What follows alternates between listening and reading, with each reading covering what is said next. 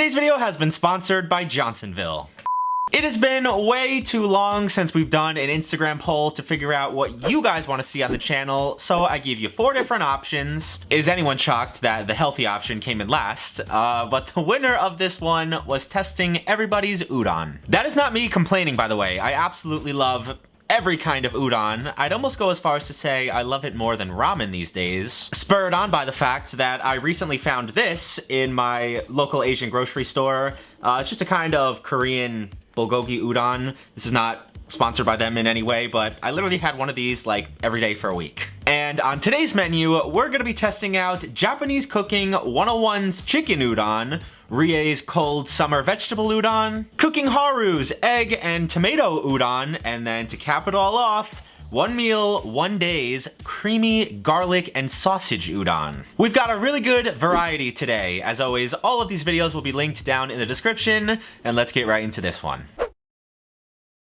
Outside of Rie's recipe, I'm going into all of these other ones blind. I'm really interested to see how they turn out. But first on the agenda, I gotta give a shout out to my friends over at Johnsonville. Johnsonville is one of the most loved and trusted brands of sausages around. Since 1945, they have been family owned and operated in the Midwest and have dedicated themselves to providing great quality, using premium cuts of meat, great taste, and super innovative varieties. And their latest creative innovation is the Johnsonville sausage strips. These things are awesome. They're high in protein and super versatile. They've got lots of fun flavors and they shrink a whole lot less than bacon. Where I grew up in New York, there's pretty much no better breakfast sandwich than the classic bacon, egg, and cheese. But after messing around with these, I'm not so sure anymore. I might have just been converted today. So click the link in the top line of the description and go to sausagestrips.com to learn even more about their new products, and make sure to pick some up on your next visit to the meat aisle in your local grocery store. And thanks so much to Johnsonville for sponsoring today's video. Okay, up first today, we are going to be testing out Japanese Cooking 101's super classic chicken udon. You will need some sake and bonito flakes, some rice vinegar and kosher salt, soy sauce, Japanese 7-spice, lots of water and green onions, some fresh udon noodles, and then some boneless, skinless chicken thighs. So as we settle in here with the first recipe, a couple of things to hit. First of all, thanks to everybody who voted on my Instagram story. I feel like it's been months since I've done one of those, and I was kind of scared that nobody would vote on it or even see them. And my apologies for not having another pumpkin creation for you a few days ago, for those of you who have kept up with that. I'm already working on the big grand finale that'll be out on Sunday, on actual Halloween. And if you haven't been keeping up with those, I recommend you do, because I've made some decent looking stuff and also made myself look pretty stupid in the process.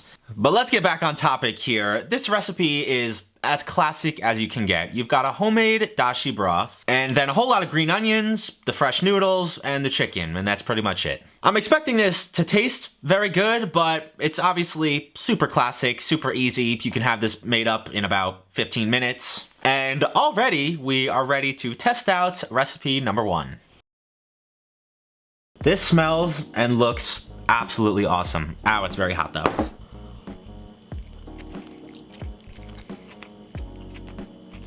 Overall, this is excellent. It's super classic. The chicken is super tender and juicy. I love the addition of the little spice on top. Whenever I eat something warm and filling and wholesome like this, I feel like it just wraps me in a hug. It's perfect in the winter. If I could change one thing, I feel like I would try to find a way to inject the chicken with a little more flavor. When you just eat it on its own without like a mouthful of broth, it's a little bland. Other than that, super good. I will be finishing this while I make the other recipes, and it's an excellent place to start.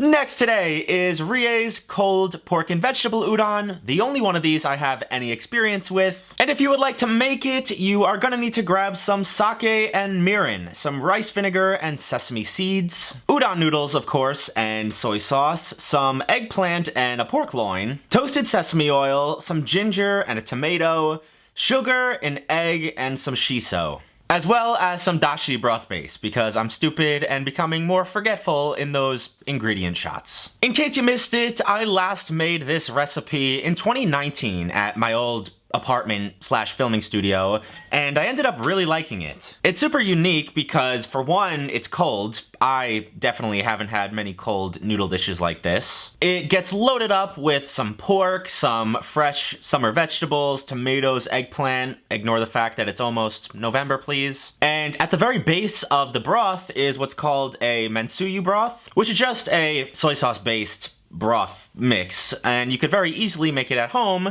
with a couple things that are brought up to a simmer, and then for the purposes of this recipe, added along with the sesame oil and some sugar. You boil up your udon noodles off to the side and then strain them, and then assemble this as pretty looking as you possibly can before adding in your stock. This one's very simple as well. I would say it took me only a couple more minutes than the last one. I'm loving how all these dishes are looking in this new bowl that I got, by the way. Looks kind of classy, even though it was about $6 from Target. I got everything piled up in the bowl. I finished it off with the fresh ginger and shiso, and it is now time to try recipe number 2.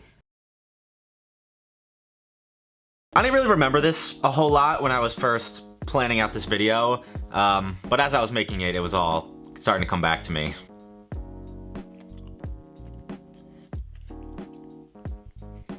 Udon is just awesome. It is super underrated in my opinion, at least in the US, and I love everything on this entire plate, except the tomatoes, which I will not be touching. They do look pretty though. They're good for a picture, that's about it. I also don't know why I never think to eat this stuff cold. It's just as good, if not better. It's weirdly refreshing for something that's this salty, and the stock is awesome. I can drink that out of a glass. And the way the sesame oil kind of like coats the outside of the noodle as you pull it up out of the sauce, it's so good. We've got a new leader, at least for now. Will Rie hold the top spots? We will have to wait and see. Third on the agenda is cooking Haru's egg and tomato udon. Certainly a very unique take.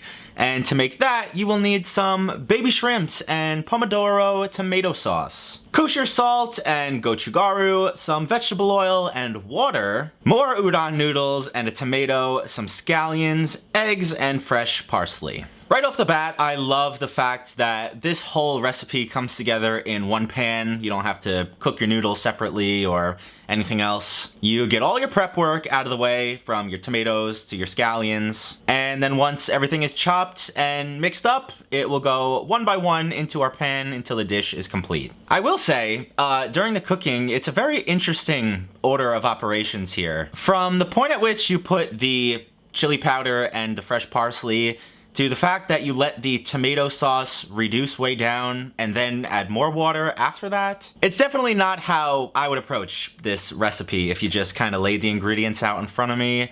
But this video's got 12 million views, so who am I to say anything?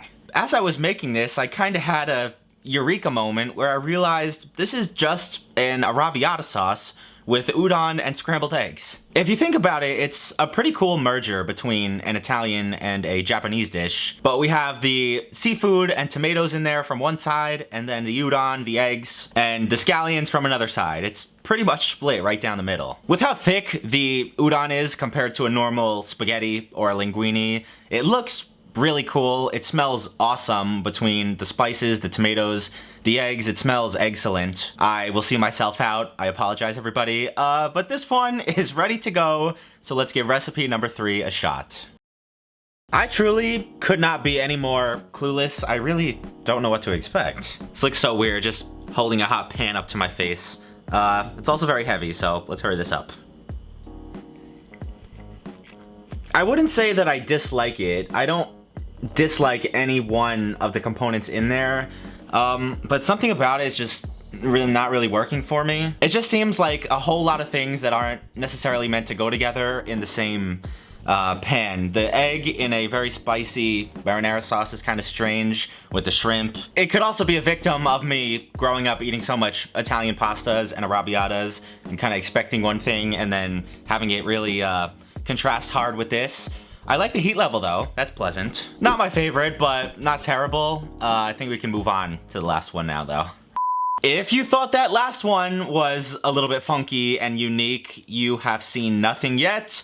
Last up today is one meal a day's creamy garlic sausage udon. You will need some whole milk and more udon noodles, some salt and pepper and scallions, a yellow onion, fresh garlic, some mini little sausages, and butter. When I was choosing which recipes to test for this video, obviously I tried to get a good mix of variety in recipes, stuff that might be able to relate to the channel or just has a ton of views, and I would say this one pretty much hits on all of those points. When you look at the end product, you would never imagine how quick and easy this is. I would say this is probably the easiest one of the entire day. You chop up your onions, garlic, and sausage, and then throw them all in a pan and let it reduce with the milk.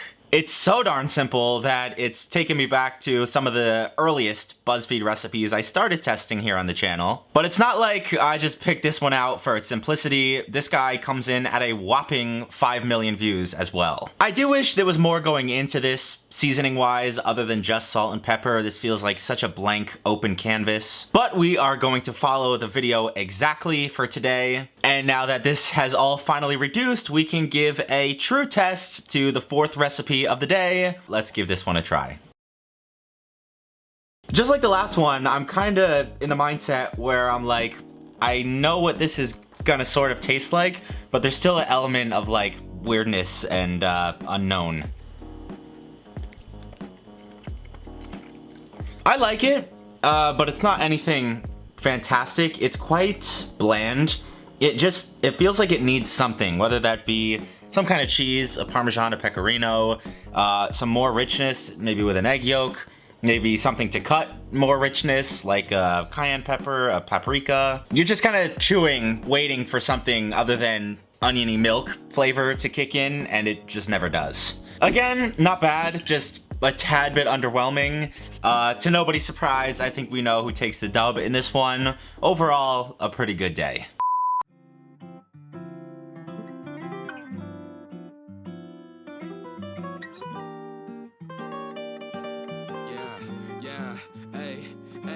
With the M without the AD. Flipping burgers and my money super lazy. Try and make a meal tonight, they ain't paying me. Try and supersize my life with my 18. Yeah, our style wasn't wavy, but we had a vision.